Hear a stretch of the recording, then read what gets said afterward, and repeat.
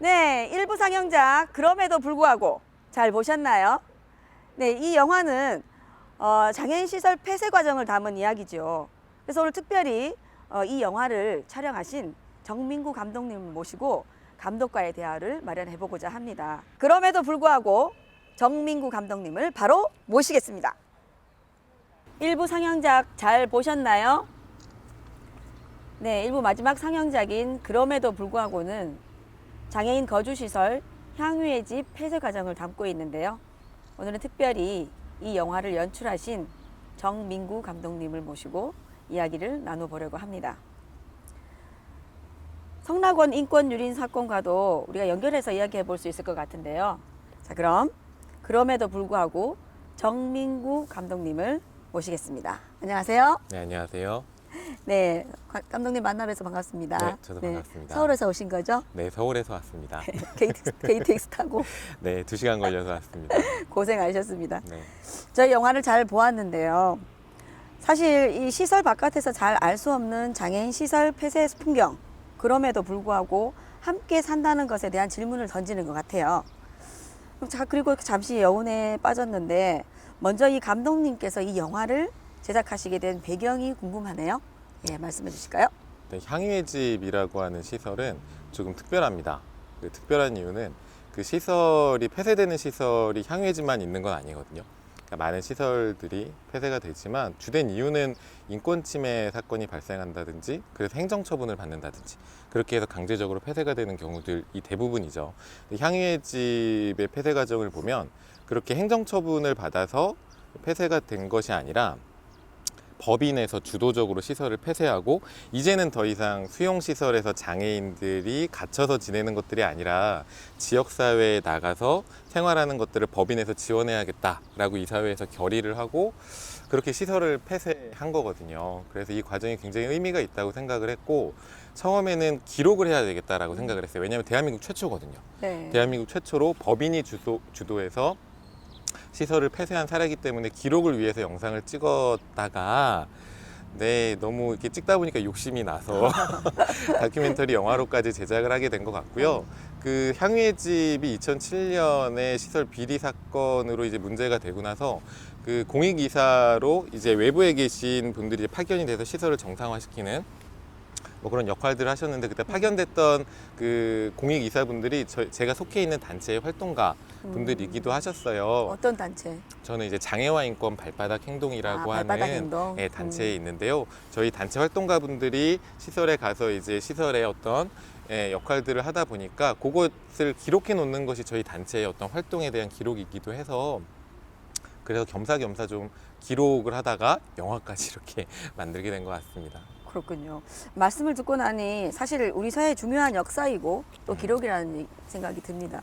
사실 비장애인들도 저희가 왜 일상생활에서 이런 요즘은 카메라가 많이 발달되어 있으니까 처음에는 기록을 위한 것이 아니라 그 상황이나 이야기를 담다가 나중에 이거 뭐 하나 만들어 볼까 하는 욕심이 좀 가지고 맞아요. 있는 것 같은 것 같아요. 맞아요, 맞죠? 맞아요.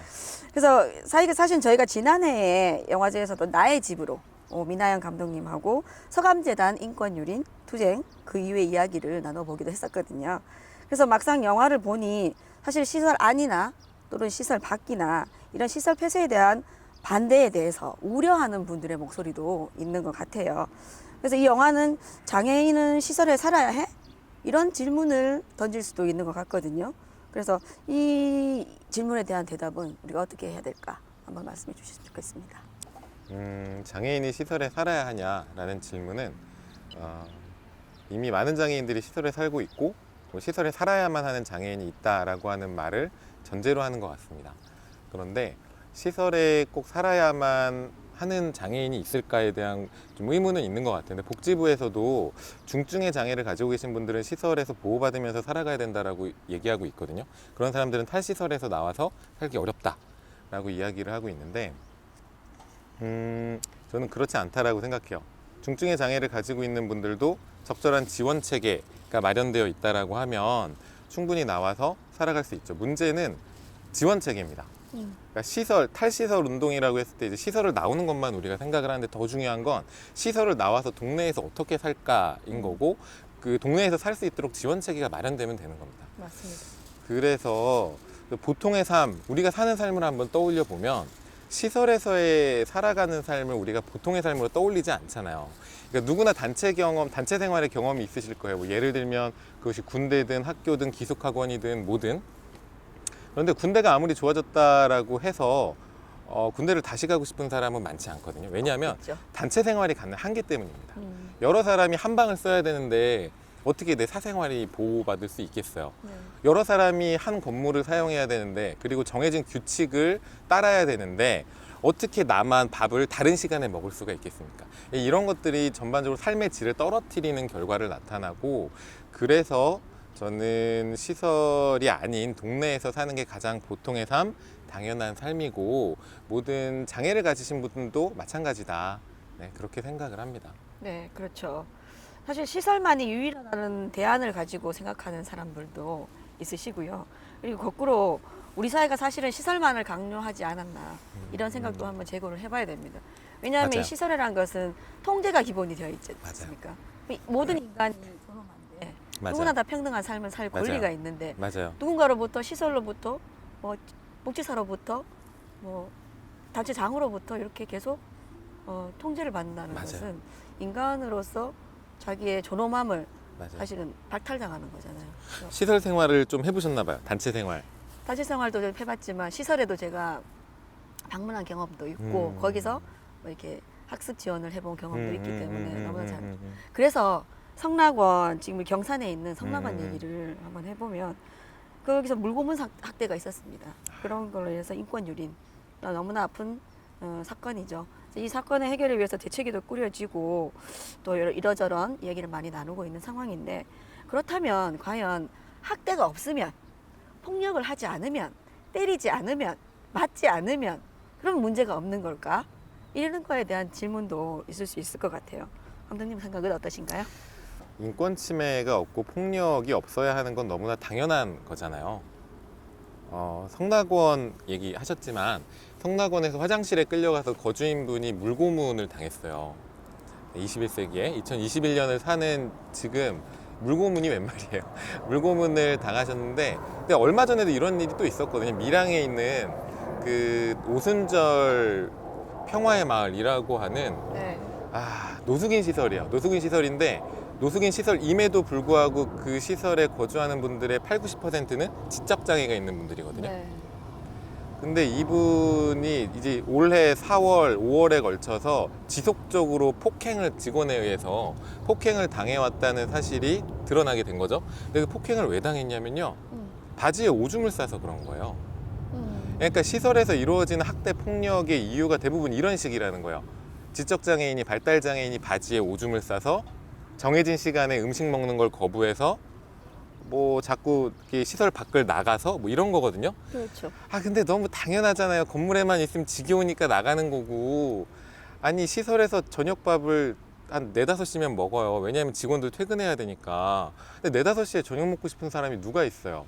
난 좀 저녁 늦게 먹고 싶단 말이에요. 그럼 안 먹을 수도 있잖아요. 근데 그렇죠. 시설에는 그런 게 용납이 안 되는 거예요. 네. 왜냐하면 단체 생활이니까. 그리고 그런 것들이 반복되면 이게 또 시설의 특징 중에 하나가 이제 지역사회랑 동떨어져 있다는 거예요. 그러니까 그렇죠. 그 말이 뭐냐면 외부의 감시가 잘 되지 않는다는 거. 그러면 은밀한 곳에서 폭력이나 인권 침해가 일어나는 거예요. 그러면 이런 폭력 사건, 인권 침해 사건이 일어나면 뭐라고 하냐면 CCTV 달아야 된다. 굉장히 그렇게 많이 얘기하시거든요. CCTV 아무리 달아봐요. 사각지대 있습니다. 있습니다. 성락원에 CCTV 없었을까요? 있습니다. 없는 곳에 가서 학대하는 거거든요. 그래서 시설의 구조적인 폐쇄성과 이런 문제들이 해결되지 않는 이상 인권 침해 사건은 끊이지 않고 일어날 거예요. 지금도 일어나고 있고요. 그래서 시설이 가지고 있는 근본적인 한계를 우리는 봐야 된다라고 생각을 하고요. 아까 말씀드렸던 첫 번째가 폐쇄성, 그리고 두 번째가 집단성입니다. 집단으로 생활을 해야 된다는 거. 그래서 단체의 규율을 따르고 그러다 보니 사생활이 침해되는 어쩔 수 없는 결과들이 나타나고 세 번째가 가장 중요한데 이 세 번째가 뭐냐면 개인의 권한이 약화된다는 거예요. 네. 그러니까 내가 내 권리 주장을 못해요. 무슨 말이냐면 뭐 하고 싶다라는 말을 못합니다. 왜냐하면 단체 생활이고 집단 서비스이다 보니까 나 어디 밖에 나가고 싶어요? 나 혼자 짜장면 먹고 싶어요? 나 혼자 지금 프로그램 안 가고 싶어요? 기도 예배 안 드리고 싶어요? 이런 것들을 못하게 되는 거예요. 선택 권한이 줄어들게 되는 거죠. 이런 것들이 시설의 한계라고 볼 수 있고, 아무리 좋은 시설을 만든다, 인권적인 시설을 만든다, 폭력과 학대가 일어나지 않는 시설을 만든다라고 하더라도 이 시설이 가지고 있는 근본적인 한계는 여전할 거예요. 그래서 왜 시설에 집단 생활을 장애인들은 해야 돼요? 이런 한계가 있음에도 불구하고 시설이 아니라 동네에 나와서 다른 사람들이 살아가는 것처럼 그렇게 살아가자라고 하는 가장 기본적인 얘기를 하는 것이 저는 탈시설 운동이라고 생각하고 이 영화의 주제라고 네. 생각을 합니다. 그렇습니다. 그 지금 이 폐쇄성이나 이 제한된 이 시설의 공간에 대한 이야기는 사실 그 코로나19를 맞이하면서 좀 더 심화된 것 같아요. 왜냐하면 맞아요. 워낙 이래 물리적으로 떨어져 있는 시설의 이 이동 구간이기도 하지만 그 안에 코로나19로 해서 폐쇄되다 보니까 더 외부인과의 교류가 적어지고, 그럼 그 안에 있는 폭력이나 인권 유린 문제는 상당히 이 게이지를 높여가고 있는 거다. 엄청나죠. 그리고 또 하나는 뭐 내가 TV를 보고 싶은 시간에 TV를 볼 수가 없잖아요. 내가 아까 말씀하셨듯이 내가 자고 싶은 시간, 내가 먹고 싶은 시간, 아직 인간으로서 기본적인 이 욕구조차도 발현되지 못하는 이 시설이라는 공간이, 우리는 왜 바깥에서 어떻게 생각해야 되나, 앞으로 어떻게 이거를 폐쇄와 함께 어떻게 좀 고민해야 되는가 하는 문제는 상당히 심각할 것 같은 생각이 좀 들어요. 그래서 장애시설은 그 자체의 문제이기도 한데, 그래서 바깥에서 좀 더 문제의 실마리를 좀 찾아야 되고, 그런데 지금 그러면 항해의 집 영화 이후의 상황은 어떻게 돌아가고 있는지, 또 어떤 과정 속에 있는지 한번 소개 부탁드릴게요. 네. 일단 영화가 담고 있는 장면은 향유의 집이라고 하는 거주시설에서 1차, 2차, 3차에 나눠서 거주인분들이 탈시설에서 지역사회에서 살아가고 계시거든요. 네. 3번에 걸쳐서 이사를 가신 거죠. 영화에 나온 장면은 이 3번째 이사 아, 장면이에요. 그래서 영화 보신 분들은 아시겠지만 나가기 싫다는 분들이 많이 계세요. 네. 왜 그러냐면 나가고 싶어요 라고 적극적으로 의사를 표현하시는 분들이 1차, 2차에 나갔겠죠. 마지막 그죠? 마지노선 맞아요. 남아있는. 마지막까지 남아있는 사람들이라고 하는 건 무슨 의미냐면 나가기 싫어하시는 분들. 왜 나가기 싫어하냐? 나이가 많고. 그러니까 나이가 많다는 건 평생을 이 시설에서 살은 거예요. 맞아요. 평생을 이 시설에서 살았는데 나가서 살려고 얼마나 두려워요. 다시 뭔가 세상은 내가 아는 것과 많이 좀 달라져 있을 거고 많이 두려우실 거고, 특히나 이제 노인분들이 많으신데 65세가 넘어가면은 장기 요양으로 넘어가요. 그러니까 네. 활동 지원에서 장기 요양으로 제도가 바뀌어 버리거든요. 근데 장기 요양으로 바뀌면 내가 받을 수 있는 지원 시간이 줄어듭니다. 네. 이거 제도의 한계예요. 문제점입니다. 그러다 보니까 나가시는 게 많이 두려운 거죠. 그래서 거부도 많이 하시고, 그럼에도 불구하고 불구하고 나가시죠. 나가셔서 그 서울 지역에 있는 지원 제도를 하나 설명해 드려야 될 것 같은데, 지원주택이라는 제도가 있어요. 이 지원주택이라는 제도가 뭐냐면 집과 서비스를 주는 제도입니다. 네. 그러니까 쉽게 얘기해서 임대주택 아시잖아요. 네네. 그러니까 싼 가격으로 임대주택을 이제 LH공사에서 제공을 하고요. 그리고 집만 있다고 해서 시설에서 나오신 분들이 지역사회에서 정착해서 못 살아가시거든요. 네. 뭐가 있어야 되냐면 서비스가 붙어야 돼요. 활동 서비스. 활동 지원 서비스라든지 아니면 어떤 의료 서비스라든지 아니면 교육 서비스라든지 여러 가지 서비스들이 붙어야 되는데, 그 서비스를 이제 이 지원주택 안에서 제공하는 거죠. 네. 그렇게 보면 시설하고 뭐가 달라? 시설에서도 뭐 공부하고 뭐 촉탁이 있고 다 있는데, 시설하고 다른 점은 뭐냐면요, 지역사회 자원을 이용한다는 점입니다. 그러니까 시설에 촉탁이가 와서 뭐 한 100명을 하루에 그냥 확 번개불에 콩볶아 먹듯이 막 이렇게 진료 보는 게 아니라 우리가 그러하듯이 어디 아프면 우리 병원 가잖아요. 네. 이 지원주택은 동네 안에 있기 때문에 내가 어디 아프면 동네 의원 찾아가면 되는 거예요. 내가 공부하고 싶으면 동네 평생교육시설이든 어디든 찾아가면 되는 겁니다. 그러니까 비장애인과 섞여서 그렇게 지역사회 서비스를 이용할 수 있는 거죠. 그걸 연계해 주는 거고요, 지원주택에서는. 그 지원주택으로 이제 흩어져서 이제 자립을 다 하셔서 2021년 4월 30일자로 향유의 집이라는 시설은 폐쇄, 서류상으로도 정리가 됐고요. 네. 지금은 거기 살고 계시는 100명 넘는 거주인분들이 다 지역사회로 가셔서 지원주택에서 집과 서비스를 지원받으며 살아가고 계십니다. 그래서 이 비장애인이든 장애인이든 공동체에서 함께 살아간다는 것은 너무나 당연한 일임에도 불구하고, 그럼에도 불구하고 우리는 언제나 이렇게 바운다리가 쳐져 있고 경계가 있는 모습이, 그래서 우리 시설 안에서 이 폐쇄를 얘기하고 있고 시설 안의 문제점을 계속해서 지속적으로 우리가 얘기하고 그 문제점을 해결할 수 있는 방안을 좀 마련하는데 같이 적극 노력해야 될 것 같다는 생각이 네네. 들어요. 우리가 직원의 고용 승계 문제, 이 문제에 접하게 되는데 사실 노동자들이 고용 불안에 있고 이 고용 불안이 해결되지 않으면 사실 탈시설 문제는 풀기가 어려울 것 같아요. 그래서 항유의 집은 어떤지 말씀 좀 부탁드리겠습니다. 거주시설이요. 누군가에게는 생활하는 공간, 삶의 터전이지만 또 다른 누군가에게는 일하는 터전, 삶의 그렇죠. 터전이거든요. 네. 그래서 시설이 폐쇄된다라고 하면 그분들이 직장을 잃게 되는 거예요. 그러면 한 가정의 생존이 위협당하는 거죠. 그러니까 우리가 장애인의 탈시설 권리, 자립생활의 권리를 보장하기 위해서 노동자의 노동권을 침해하면 안 되잖아요. 그런데 마치 이것이 대립되는 권리인 양 얘기하게 되는 경우들이 많아요. 무분별하게 시설이 폐쇄돼서 노동자들이 일자리를 잃었다. 마치 권리와 권리가 부딪히는 것처럼 얘기하지만 저는 이거는 굉장한 오해라고 생각을 하고요. 다른 시대가 변화하면서 새로 생기고 사라지는 일자리들은 늘 있는 일입니다. 맞습니다. 그분들의 고용 승계를 우리 사회가 같이 고민해야 되는 것이지 그것이 탈시설을 막아야 되는 이유가 돼서는 안 되겠죠. 그러니까 그 향유의 집 같은 경우는 퍼센테이지로 말씀을 드리면 전체 노동자의 38%가 고용 승계가 되었어요. 50%가 안 되네요. 50%가 안 됩니다. 법인에서는 굉장히 100% 고용 승계를 하기 위해서 노력을 많이 했는데 어쩔 수 없는 한계적인 부분들이 있었어요. 그러니까 어쩔 수 없는 한계가 뭐냐면 일단 시설은 향유의 집이라는 시설은 김포에 위치하고 있고 거기서 일하시는 분들도 집이 김포 쪽이 많이 있으신데 지원주택은 지금 시범사업으로 서울에서 하고 있는 사업이거든요. 그러다 보니 여기서 나오신 분들이 서울에서 이제 지원주택으로 가셨으니까 김포에서 서울로 출퇴근을 하셔야 되잖아요. 거리상의 문제, 출퇴근의 문제가 좀 있었고 그래서 생활 지원하시는 분들도 너무 멀어서 고용 승계되기를 좀 거부하시는 분들이 좀 있었고요.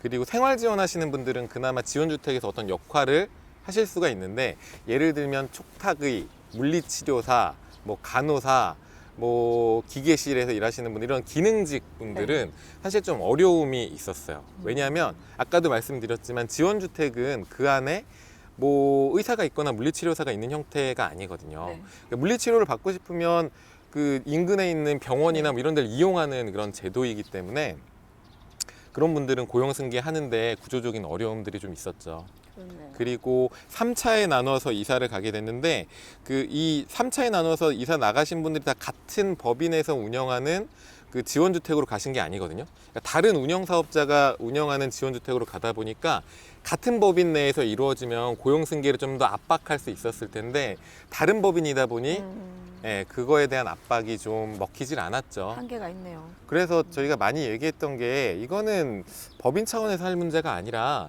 사실 복지부나 정부가 나서서 해야 되는 일이거든요. 노동자의 일자리 문제잖아요. 그렇네요.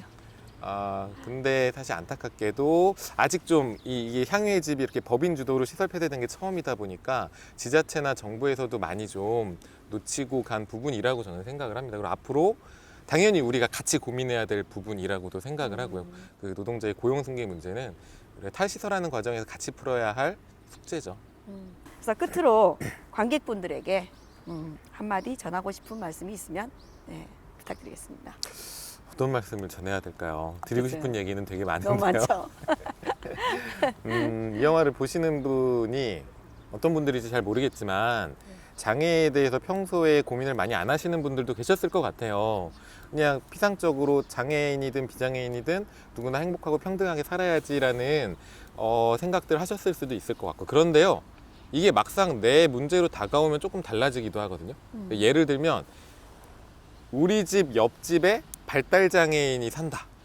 뭔가 이 발달장애인의 특성상 소리를 지르거나 혹은 뭐 이런 일들이 있다라고 하면은 우리 옆집으로는 이사 오지 않았으면 좋겠는데 이렇게 생각하실 수도 있어요. 나에게 뭔가 위해를 가하지는 않을까? 우리 집에 좀 어린아이가 있어요. 그러면 이 어린아이가 다치지는 않을까? 뭔가 이런 생각을 하실 수도 있거든요. 그런데 이건 모두 다 오해입니다. 오해입니다. 우리가 발달장애에 여러분, 대한 오해입니다. 특성을 몰라서 하는 얘기예요. 발달장애인 분들이 결코 위험한 사람들이 아니에요. 위협을 주는 그러니까 분들이 아니다. 이런 얘기를 하는 것 자체도 되게 슬픈 일인데 뭐 통계적으로도 범죄율이나 이런 걸 봐도 마찬가지고요. 뭐 정신장애를 갖고 있는 분들이나 발달장애를 갖고 있는 분들이나 다 그렇지 않아요. 우리 폭력적인 성향 뭐 그런 거 가지고 있는 분들 아닙니다. 우리가 장애의 특성을 몰라서 하는 오해가 대부분이에요. 그래서 이런 좀 영화를 보셨다면 좀 관심 갖고 내 옆집에 장애를 가진 사람이 이제 이사 오자라는 얘기를 하고 있는 거거든요. 네. 네, 시설이 폐쇄되면 어디 가겠어요? 내 그렇죠. 옆집으로 올 거예요. 네네. 내 옆집으로 왔을 때 뭐 특별하게 뭐 더 도와주고 뭐 이런 얘기를 하는 게 아니에요. 그냥 아무렇지 않게 바라보기엔 좀 어려울 수 있겠지만 그렇죠. 우리가 사는 이 세상은 참 다양한 사람들이 사는 만큼 그 사람 중에 다양한 사람 중에 한 사람이다라고 있는 그대로 받아들여 주셨으면 좋겠고 장애에 대해서 이해할 수 있는 더불어 살아갈 수 있는 기회가 나한테도 왔구나라고 그런 마음으로 좀 받아들여 주셨으면 좋겠다. 네. 그것이 성숙한 시민의식이지 않을까. 우리가 지향해야 할 민주국가는 이런 국가 아닐까? 모두가 이게 같이 동네에서 어우러져 지지고 볶고 살아가는 게 그런 거잖아요. 그런 사회를 같이 만들어갈 수 있었으면 좋겠습니다. 네, 감사합니다. 그 탈시설한 우리 장애인과 함께 동행할 수 있는 분위기를 만들려면 일단 우리가 장애인을 바라보는 인식을 바꿔야 되는 문제가 있어요. 우리가 자칫 장애인을 바라볼 때 시혜의 이치로 시혜의 의미로 바라보거든요. 도와줘야 되겠다, 불쌍하다 이런 등의 워딩을 작동할 수 있다는 말이죠. 그럼에도 불구하고 우리는 같은 사람이라는 거죠. 맞아요. 같은 인간이고 내 그게 이웃이고, 중요합니다. 내 옆집에 사는 옆집 그냥 저스트 이웃인 거죠. 네. 그래서 영화 제목을 한참 고민하다가 네. 지은 게 그럼에도 불구하고 네. 그럼에도 불구하고가 참 찰떡이더라고요. 괜찮은데요? 그럼에도 불구하고 우리는 함께 살아야 되고 네. 그럼에도 불구하고 우리는 같이 공부하고 그럼에도 불구하고 같이 일하고 뭐 그러면서 살아가는 거다라는 얘기를 하고 싶었습니다. 네, 말씀 너무 고맙습니다. 네. 네. 자, 이렇게 그럼에도 불구하고 연출한 정민구 감독님과 이야기를 나눠보았습니다. 이제 더는 장애를 가진 사람에게 준비가 안 됐다, 중증 장애를 가졌다 이런 이유로 시설에서 시설로 내몰지 말고 어떤 모습으로 서로가 바꿔야 될지 그런 질문으로 옮겨가야 할 시간인 것 같습니다. 당연한 대답일지도 모를 그럼에도 불구하고 함께 살아야 한다는 메시지를 나눈 것 같아 정말 좋은 시간이었습니다. 정민구 감독님 함께 해주셔서 고맙습니다. 감사합니다. 감사합니다.